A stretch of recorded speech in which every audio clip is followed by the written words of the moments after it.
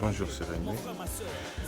Bien-aimé dans le Seigneur, ce matin, je me réveille avec le plaisir, une fois encore, le plaisir de partager la parole de Dieu avec vous. C'est vrai que j'ai été absent pendant très longtemps et le Saint-Esprit m'a demandé pourquoi j'abandonne ces enfants. J'étais obligé de revenir. Alors, je reprends mes bonnes vieilles habitudes tous les matins avant de partir au boulot. On fait une prière qui est partagée entre moi et les serviteurs, plus les brebis de Dieu. En fait, aujourd'hui, je me suis réveillé avec une forte pensée pour ceux qui sont dans la même situation que moi. Toujours en train de se plaindre, toujours en train de morfler, toujours en train de pleurer, toujours en train de crier à Dieu sur ce qui ne marche pas et sur ce qui marche. Et on cherche toujours la solution là où il ne faut pas chercher la solution. On va à gauche, on va chez les psys, on va chez des amis, on va chez des gens qui au finish, qui vont toujours nous trahir. D'où aujourd'hui je viens vous donner la solution que moi j'ai trouvée. La solution en fait elle est simple.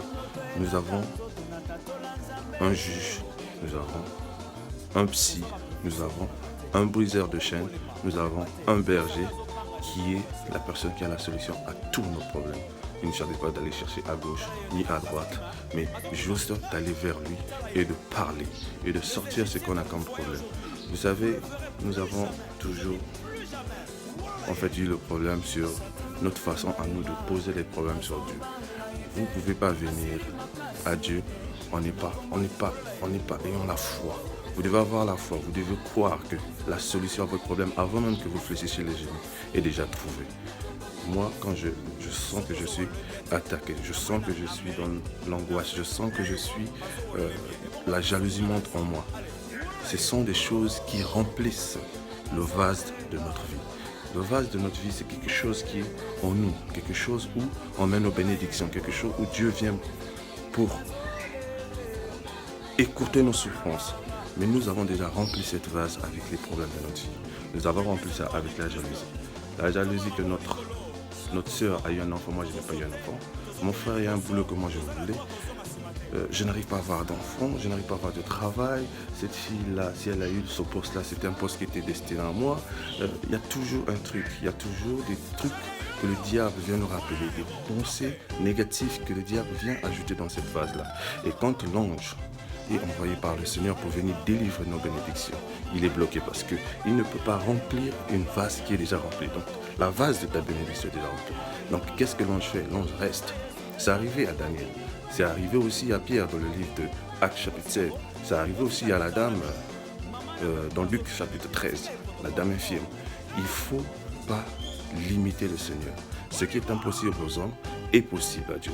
Donc ce que vous devez faire, c'est d'abord vider votre vase des problèmes et laisser le vase. Quand l'ange de la délivrance, l'ange de message, qui est Gabriel, l'ange au cheveu d'or, viendra, il trouvera votre vase vide et forcément il va mettre vos bénédictions. Et forcément les bénédictions qu'il mettra dans cette vase, vous allez voir que les choses, peut-être pas l'immédiat, mais en poussant un peu, les choses vont commencer à monter dans votre vie. Les choses vont commencer à changer dans votre vie.